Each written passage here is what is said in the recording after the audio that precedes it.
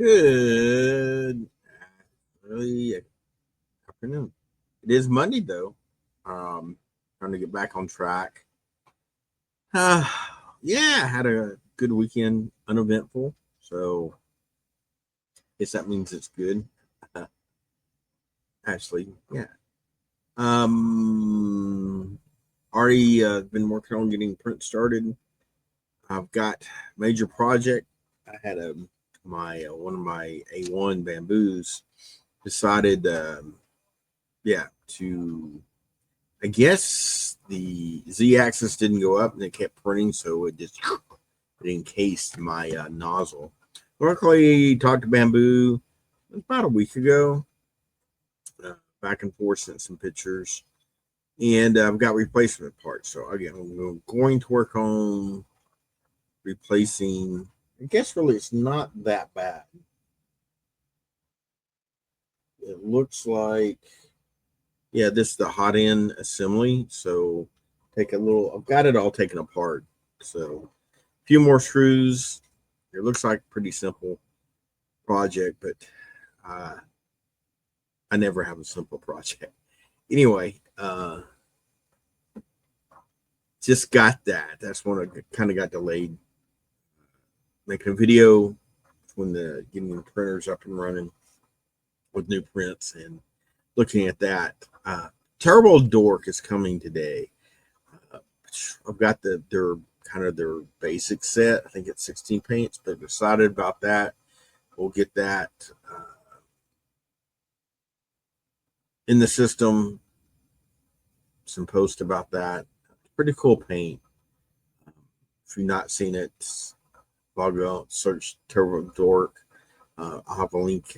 Actually, I'll put a link below when I post this video. What else is going on? Uh,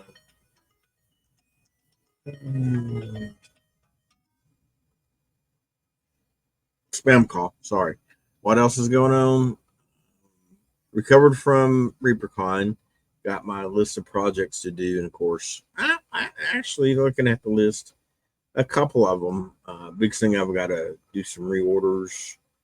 Got most of those done over the weekend, and just sitting here thinking there was something I can do when I walked in. Actually, two things. I did one of them. I can't remember the second one. We'll figure it out. Gaming wise. Oh, actually, three things. This is the second one. Can't remember the third one. We're going to be hosting some Blood on the Clocktower events. I mentioned it. Played Rubicon, had a blast. I'd back. I guess it was last spring. I watched several videos, reviews, and stuff, and really liked the game. Now I only played twice, but really liked the game. The social deduction game, so you need a good group of people. Um, it's interesting after playing the two games. You don't need loud people. You just need people that will play the game. I know that kind of sounds weird, but you kind of got to get into the mood of the game, and you need a good storyteller that can set the game up and lead the group in the game. It's they don't exactly control the game. That the storyteller that can influence it and need to do so in the right way. But anyway, I found out there was a group up in Atlanta, Blood on the Beltline, and um, hooked up with them kind of. Um, we are doing. Let me get over there. I should have had this ready to go. Um, okay, we'll be doing it the 26th. That's a Friday at 7:30. So excited about that, and got a young lady that's going to be our storyteller. She's kind of, yes, a professional storyteller, um, Brittany, and because she's been invited to run Blood on the Clocktower at some really big conventions, and yeah, I think she'll do a good job. She's excited. We're looking at possibly we'll run it a couple times a store, see how it goes. Possibly expanding it to going to one of the local breweries, partner maybe with them. Main only thing you really need is space up to for 20 people. So gotta do some research. I gotta go to some breweries. Darn, that's terrible. But no, I want to talk to them, see what may be a good night for them if they accommodate a group like that. So more on that, but definitely excited. I've been watching more playthroughs. Watched one last night. It's actually, if you got a good group of people, it's actually entertaining, kind of like watching reality TV, if you will. There's a couple of groups that do a really good job on YouTube, so I'm watching them. I'll post a link to that also, so I need to write these down. Herbal Dork and Blood on the Dock. Okay, noted. So I'll put those a link to more information in the notes below. What else? Actually got several orders. Monument paint. It's still it just sold very well at ReaperCon. Continues to sell well here. Got an order coming, but probably should go ahead and do another order today because I got a feeling I may be out of some of the ones that kind of fell between the gaps. And I know I already need more whites. I can't order enough of those. But the whites, black, and reds, big time sellers. Is interesting talking to once they painters at ReaperCon about monument paint. Pretty much overall, people like it. It's consistent, good pigment count. Once again, for most, I'd say all high level painters, they don't restrict themselves to one brand of paint. They're looking for, it's like tools in a toolbox. They're looking for the right color with the right consistency for the right technique for the right model. So they may have, just take whites. They may have a couple whites. With hands down, I think the people think the coverage of the monument white is by far the best. Same thing with the other paints. Some of the common core colors, people may have 4 or 5 different brands because they're going to use it for different things depending on whether they're, base, dry brushing, they're going to wet blend with it. Just how they're going to use it, and everybody's got their preferences. So that's always interesting when I talk to people about paint. You still and I get it. They do it for a reason. Citadel, what colors? Well, you need to use these Citadel colors, and I still use some of the Citadel colors. But for Games Workshop, they push their own paints, and I get that. And honestly, it doesn't make it easy for a new painter or any painter. I know a lot of times that's my roadblock is just picking the colors. I worked on this guy a while back, and it's not going to focus. And decided to I finished him up last night, and that was kind of one of my problems is what colors to use. So that's actually I do a lot of research on YouTube. Try to find the miniature white color did the person painting that miniature use on YouTube.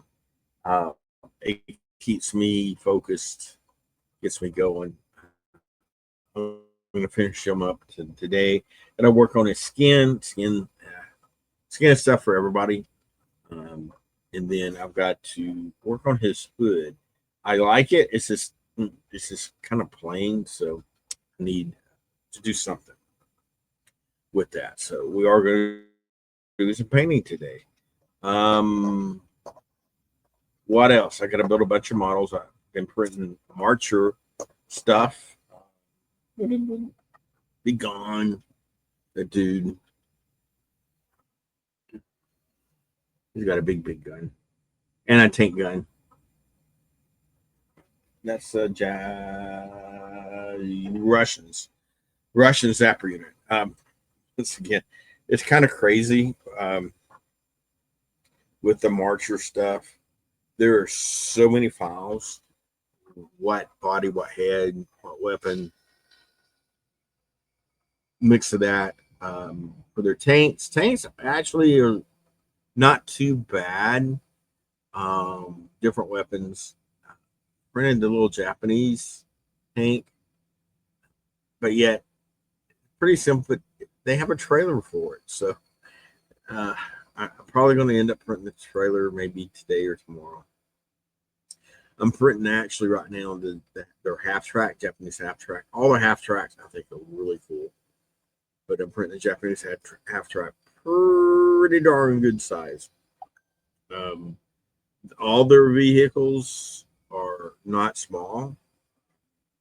Their miniatures are on the big side, 30 to 32 mil, and their vehicles, they're true to scale. They're big. We put them up against some Warlord bolt action stuff, and it dwarfed the bolt action tanks and half tracks. Not even close.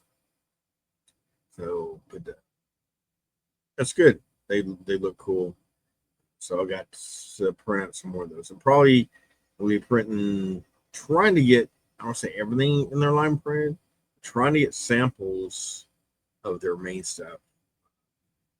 You're looking at infantry, if they have battle armor, maybe a walker, and maybe a small tank or half track, and that's for all the factions. So a lot of stuff going on there.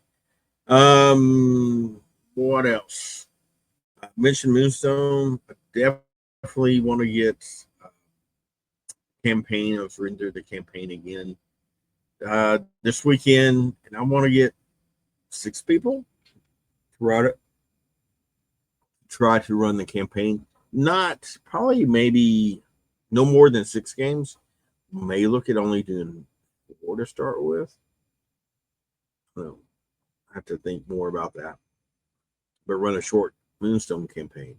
Said still, and it has been since we started playing regularly here. Still my top game. Okay, I've got a light on my camera and it puts a glare on my glasses. Yeah, I just like Moonstone. Like I said, I'm painting up another miniature. I've got several being painted for me right now. I just and I was looking at stuff once again this weekend and well, I need those miniatures. I want to play that faction. It's just cool. So what else? Oh, I already mentioned we've been playing Thunder Road on Tuesdays. The guys I game with. Oh, so frustrating. I was just literally this close from winning. And lost. No, it's fun. It's a good game. It's a challenging game. Good mix of you push your luck, and then also just enough interference from other players. Once again, not overly so, but I do like interaction between players. So there's that. But it's a fun game. We've played several times. So. Mine's wondering. I still can't think of that third thing. That's why I'm sitting here trying to think of what my third topic was going to be. This I watch. Oh, what's their name? Lord of Games and stuff. They're up in Toronto. I know I've mentioned them several times. They've had a couple really good videos. Um, they do it in a fun way, even though for game shop or retail side, definitely some good insight. Once again, I don't necessarily agree with everything they say, and of course, every shop's different. But definitely, once again, a great view of retail shop, what it looks like on this side of the counter, and yeah, several good videos lately. Make you think um, just about retail in general, and then the hobby, and then running a game store. Kind of three different levels there, and yeah, it's definitely not getting any easier. Um, I think continue to learn a lot, continue to have to shift your focus. Um, and I'm just coming. We'll be coming up on a ninth year anniversary, and yeah, definitely a lot of change in 9 years. Of course, you had COVID in there, which was a huge impact on everybody. Once again, the retail, the hobby, and then game stores. But yeah, it's totally it's totally different from what it was 9 years ago. On many levels, um, there wasn't as much out there. I mean, you did have Kickstarter back then, but it wasn't big. Now, in the last few years, just the number of games or game companies doing stuff on Kickstarter is overwhelming. I used to go to Board Game Geek, the top 20 hot games. That's what I tried to keep in stock. Now I'd say 18 out of those 20 are Kickstarters, and probably half of those aren't even produced yet. They're still in Kickstarter or somewhere in that. So very, very hard to stay on top of the board game scene. Um, it's a lot harder now for the publisher of board games, and not just talking shipping, which is huge, huge right now, but just production cost, and all that stuff. Um,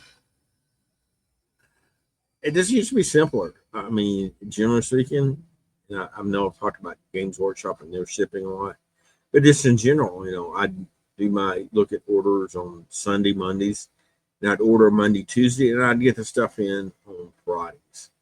Um, I wasn't concerned about how it was shipped.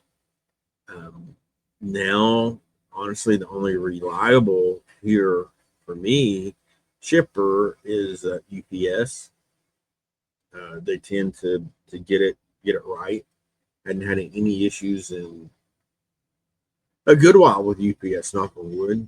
I'm getting a turbo Dork shipment from them today, so we'll see. But this the chaotic nature of shipping right now. Um, Lost packages, delayed packages, shipping cost, um, and right now, shipping from outside the U.S. to the U.S. is almost non-existent with the tariffs. No one really knows how to handle this. This is coming from um, basically the post offices. Even I know Goblin King Games, which is Moonstone, looking at doing a reorder. They've actually already figured out. They added the cost to their website, um, but it's going to be a front end cost, not a back end cost, which is outstanding. You know what you're going to get; it's already set. Uh, my understanding is they have a contract with DHL, so all the fees are paid, everything's paid up front. So when you do see that shipping cost, that's and that final cost, that's what's going to be known. Right now, if you had something shipped, I don't think anybody knows what it might cost. Got an email today from um, newsletter type from Parabellum Games that they do Conquest, and they pretty much stopped all shipping to the U.S. at least to individuals. I need to go back at and ask how that pertains to retail. But even if you need a piece, missing a piece, or once again their customer service side of the house, they said it's going to be $30 for each shipment. So, right now you can't even really get replacement from them, and I get it on their end that, and it's not just the tariffs. Talking to some people overseas, there's the tariff, but if you don't pay the tariff up front, the shipping companies, DHL, FedEx, post office, what now that they really can't handle that or don't know how to handle it. But also they're going to tack on a fee for processing your tariff. So you may have a $10 tariff, but maybe an $80 fee for processing that tariff. So like I said, it's totally out of control. But back to my what I was talking about, the change in 9 years. That's probably, I would say, right at the moment the biggest change. Now once it will get solved and everybody gets figured out, I think it's just going to go back to being a bump in the road. And hey, yeah, that was a problem then. But just the cost. My margins are getting squeezed. People I see routinely now, they're not raising MSRP, but my costs are going up 1 or 2%. It's not that big deal, but it does squeeze margins. And then once again, I'm seeing have now when I'm doing a restock, especially from stuff I get commonly through my distributor, ACD Southern, Alliance, Osmodee. I really have to check the invoice to make sure the prices have gone up. I'd say over the summer, I'd say 30% of the stuff has seen a price increase. Games Workshop just announced they're going to have a price increase. So once again, it is what it is, and it impacts the customer, which is going to impact me because people only have so much money. So as stuff gets more expensive, I think we'll see people buying less of the expensive stuff. And if they do, then they have less money to buy other stuff. So, but I mean, and it's not just the gaming hobby. I've talked to other people, whether they're gun collectors, car collectors, other stuff. The same, they're in the same boat. So once again, I hear people complain about Games Workshop and other things. And it's any hobby right now. It's everything, not just hobbies, but really, I think we focus on the hobbies. Fishing, cost of that is going up because while some of the stuff is made in the U.S., a lot of the components may be made elsewhere. So it does impact everything. So that's probably another impact since 9 years is the cost. And you expect costs to go up over 9 years, but has it been steady? I don't know what the word I'm hunting for is, but I think it's costs are going up a lot more in the last couple of years. So another challenge. So But the good thing about me, I can send you to get new customers, new people, and new people this weekend. Be it Magic players. I had a couple that just moved from. Oh, where'd they move from? Somewhere up north, and they gained a little bit, but they were looking around Fayetteville and saw the store came in, and I think they're going to be coming in playing some board games with us. So once again, that's outstanding because I go back to the concept. If you're not growing, then something's wrong. And especially as I mentioned, that Costco's up. You got to grow your customer base because once again, you got that steady customers, especially your regular customers. They still only have so much money. So as the Costco's up, they're still going to spend $100 or whatever. So really the best way to grow your sales is getting those new customers. Plus, I just fun talking to new people, getting new blood in here. Once again, I love my regular customers, but it's fun to see new people. Now it goes back to being very excited about the blood on the Clocktower. Foresee getting some new people in the store. So that's cool. Anyway, I just noticed we are approaching 30 minutes. So way too long. I hope I didn't ramble too much. A couple links in the notes. And yeah, I'm going to go work on a printer. So I'll let you know how that comes out next Monday. Y'all guys have a great week and take care.